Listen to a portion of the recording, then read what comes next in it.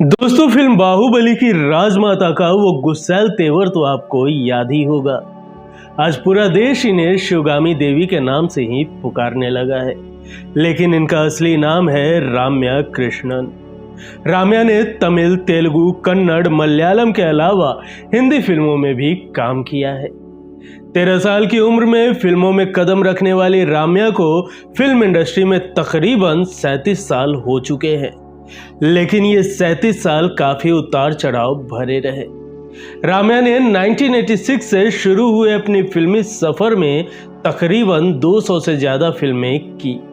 बॉलीवुड में अपनी पहचान बनाने के लिए इन्होंने कई बार बोल्डनेस की सारी हदें पार की। अपने से 24 साल बड़े एक्टर्स के साथ इंटीमेट सीन भी दिया, लेकिन उन्हें असली पॉपुलैरिटी 2015 में आई फिल्म बाहुबली से मिली। इस फिल्म में राम्या ने शिवगामी यानी बाहुबली की मां का किरदार निभाया था, जो कि काफी पसंद किया गया। अब राम्या की गिनती साउथ की सबसे सफल अभिनेत्रियों में की जाती है, लेकिन क्या आप मानेंगे कि राम्या इस रोल के लिए पहली पसंद नहीं थी? तो आखिर कौन थी इस फिल्म के लिए राजामौली की पहली पसंद? कैसे राम्या कृष्णन को मिली उनकी जिंदगी का ये सबसे अमर किरदार? और साथ ही जानेंगे कि आखिर क्या है बिना शादी के एक शादीशुदा मर्द से प्रेग्नेंट होकर अबॉर्शन के लिए 75 लाख मांगने के आरोप की कहानी, और कौन था वो इंसान? आखिर किस डायरेक्टर ने राम्या कृष्णन के साथ कभी काम ना करने की कसम खाई है और क्यों?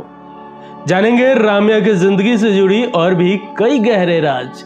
आप बने रहे हमारे साथ। नमस्कार, आप देख रहे हैं की मीडिया। दोस्तों, आज के एपिसोड में हम राम्या कृष्णन से जुड़ी उन किस्सों की चर्चा कर रहे हैं जिसे शायद ही आपने सुना हो। तो चलिए शुरू करते हैं आज के किस्सों का सफर। लेकिन उससे पहले अगर अभी तक आपने इस चैनल को सब्सक्राइब नहीं किया है तो प्लीज सब्सक्राइब कर ले। दोस्तों, राम्या का जन्म 15 सितंबर 1970 को चेन्नई में हुआ था। वो तमिल फिल्म एक्टर, कॉमेडियन और नेता चो रामास्वामी की भतीजी है। राम्या को बचपन से ही डांस का शौक था, इसलिए उनके घर वालों ने उन्हें भरतनाट्यम, कुचिपुड़ी और वेस्टर्न डांस की ट्रेनिंग दिलवाई, जिसके बाद राम्या ने कई स्टेज परफॉर्मेंस भी दी।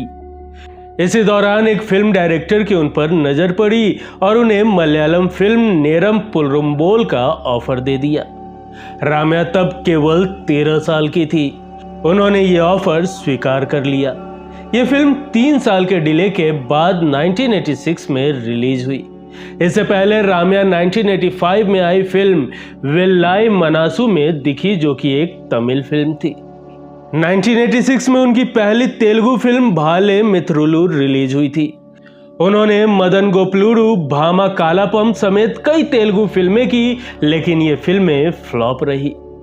1985 में आई रजनीकांत की तमिल फिल्म पड़ी कथावन और कमल हासन की फिल्म पेर सोल्लुम पिल्लई में उन्होंने सपोर्टिंग रोल भी किए। 1988 में राम्या हिंदी फिल्म दयावान में भी नजर आई थी।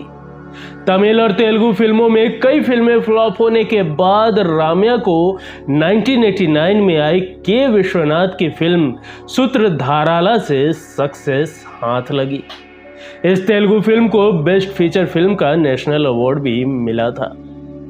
बॉलीवुड फिल्मों में राम्या ने अमिताभ बच्चन, अनिल कपूर, गोविंदा, शाहरुख खान जैसे कई बड़े एक्टर्स के साथ स्क्रीन साझा कर चुकी हैं। इतना ही नहीं, हिंदी फिल्मों में राम्या ने एक से बढ़कर एक बोल्ड सीन दिए हैं, लेकिन उन्हें मन मुताबिक सफलता नहीं मिल पाई। दोस्तों, 1993 में राम्या ने सपोर्टिंग रोल्स में नहीं बल्कि लीड एक्ट्रेस के तौर पर बॉलीवुड में किस्मत आजमाई।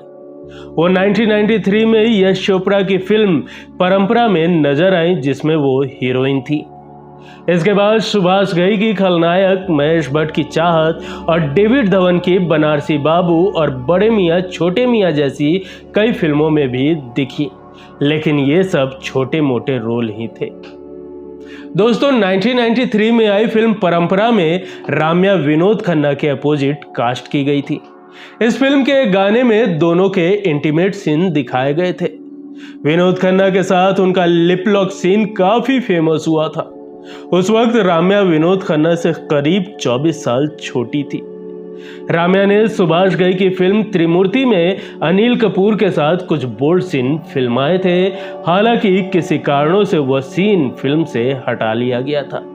दोस्तों, राम्या को फिल्म इंडस्ट्री में मुकाम हासिल करने में 29 साल लग गए। 2015 में वो फिल्म बाहुबली में नजर आई, जिसमें उन्होंने शिवगामी देवी का किरदार निभाया था। ये फिल्म भी उन्हें किस्मत से ही मिली थी। दरअसल पहले इस रोल के लिए डायरेक्टर एस.एस. राजामौली की पहली पसंद श्रीदेवी थी। उन्होंने श्रीदेवी को इस किरदार के लिए अप्रोच भी किया था, लेकिन उन्होंने ये ऑफर रिजेक्ट कर दिया। श्रीदेवी ने स्क्रिप्ट सुनकर 6 करोड़ की फीस की डिमांड कर डाली, जिसके लिए राजामौली राजी नहीं हुए। साथ ही परिवार और कर्मचारियों के लिए एक पूरा होटल फ्लोर और मुंबई से हैदराबाद के लिए 10 फ्लाइट टिकट मांगे थे। इसके बाद राजामौली ने राम्या को शिवगामी के रोल का ऑफर दिया, जिसे उन्होंने झट से स्वीकार कर लिया। यह रोल राम्या के लिए मील का पत्थर साबित हुआ। वो इस रोल के लिए आज भी पहचानी जाती है। उन्होंने इसके लिए 2.5 करोड़ रुपए लिए थे। दोस्तों, राम्या और डायरेक्टर के.एस. रवि कुमार के अफेयर की बात और विवाद बहुत कम ही लोग जानते होंगे। इनका विवाद बड़ी कंट्रोवर्सीज में से एक रहा है। राम्या और के.एस. रवि कुमार ने साथ में बैक टू बैक कई फिल्मों में काम किया है। साल 1999 में राम्या ने पदियप्पा और पत्तल्ली में साथ काम किया है। इन फिल्मों से राम्या को अच्छी खासी पहचान मिली। साल 2002 में पंचतंत्र में रवि कुमार ने उन्हें अलग ही कैरेक्टर में दिखाया था। रिपोर्ट्स की माने तो बताया जाता है कि इन फिल्मों में साथ काम करते हुए वो उनके बेहद ही करीब आ गई थी। कुछ मीडिया रिपोर्ट्स की माने तो दोनों एक दूसरे के साथ रिश्ते में आ गए थे और वो डेट भी करने लगे थे, जबकि डायरेक्टर रवि कुमार पहले से ही शादीशुदा थे।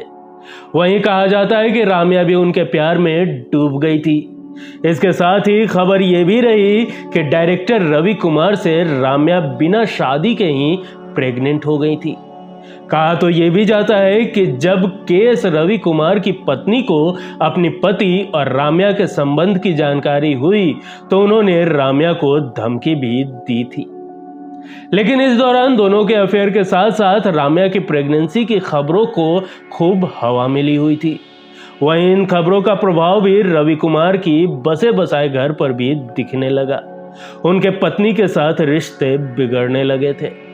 इसके बाद डायरेक्टर के.एस. रवि कुमार ने इन आरोपों और रिश्ते को खत्म करने का फैसला किया।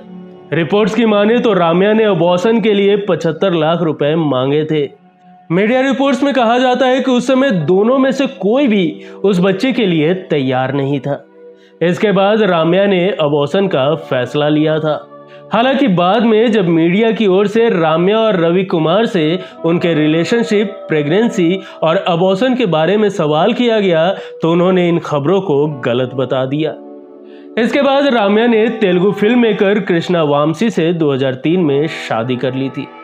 इनकी शादी 12 जून 2003 को हुई थी। शादी के कुछ ही समय के बाद राम्या ने एक बेटे को जन्म दिया। उनका नाम उन्होंने ऋत्विक कृष्णा रखा। दोस्तों, राम्या के बेहतरीन अदाकारा होने के बावजूद उनके पति कृष्णा ने उनके साथ काम ना करने की कसम खा रखी है। दरअसल इसके पीछे की वजह यह है कि जब दोनों की शादी हुई थी तो उसके कुछ वक्त बाद राम्या कृष्णा की किसी फिल्म में गेस्ट अपीयरेंस दे रही थी। ऐसे में एक बार जब राम्या का सीन शूट किया जा रहा था तो वो उस काम को बहुत ही लापरवाही से कर रही थी और बार बार सेट पर जोर से हंस रही थी। कृष्णा काम को लेकर थोड़े गंभीर व्यक्ति है, जिस कारण राम्या की इस बात पर कृष्णा इतने ज्यादा आग बबूला हो गए थे कि उन्होंने उसी वक्त राम्या के साथ दोबारा काम ना करने की कसम खा ली, जिस पर वो आज भी टिके हुए हैं। इसका खुलासा खुद राम्या ने एक इंटरव्यू में किया था। भले ही प्रोफेशनल लाइफ में कृष्णा ने राम्या से दूरी बना रखी हो, लेकिन पर्सनल लाइफ में दोनों के बीच बेइंतहा मोहब्बत है। दोस्तों, बात करें राम्या की कमाई की तो इनकी नेटवर्थ तकरीबन 60 करोड़ रुपए है। वो एक फिल्म के लिए 3 से 4 करोड़ रुपए चार्ज करती है और साउथ फिल्म इंडस्ट्री की हाईएस्ट पेड एक्ट्रेसेस में शुमार की जाती है। उनकी सालाना इनकम तकरीबन 12 करोड़ रुपए है। राम्या के पास मर्सिडीज बेंज S350 कार है जिसकी कीमत करीब 1 करोड़ 20 लाख रुपए बताई जाती है। राम्या फिलहाल अपनी फैमिली के साथ चेन्नई के इंजमबक्कम में रहती हैं। यहाँ उनका बंगला है। 2012 में उनके इसी घर से मेड ने करीब 10 लाख रुपए कीमत की गोल्ड ज्वेलरी चोरी की थी। दोस्तों, अवार्ड्स की बात करें तो राम्या ने 4 film fair awards, 3 Nandi awards और इसके साथ ही और कई सारे खिताब जीते हैं। इसके अलावा इन्हें तमिलनाडु स्टेट फिल्म अवार्ड का स्पेशल प्राइज मिला था। दोस्तों, बाहुबली के अलावा आपने राम्या कृष्णन की और कौन कौन सी फिल्में देखी है, हमें कमेंट कर जरूर बताएं। दोस्तों, राम्या कृष्णन के किस्सों के सफर में आज के लिए यहीं तक। दोस्तों, अगर आपको आज का ये एपिसोड पसंद आया हो तो एक लाइक जरूर करें। मिलेंगे अगले एपिसोड में फिर किसी दिलचस्प किस्सों के साथ। तब तक के लिए नमस्कार।